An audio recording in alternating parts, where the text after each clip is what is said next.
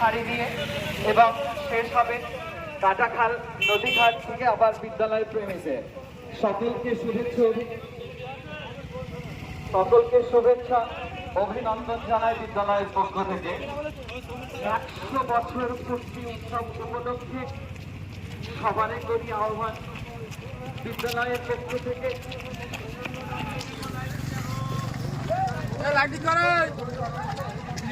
ভাই ঢোকো ভাই দেখো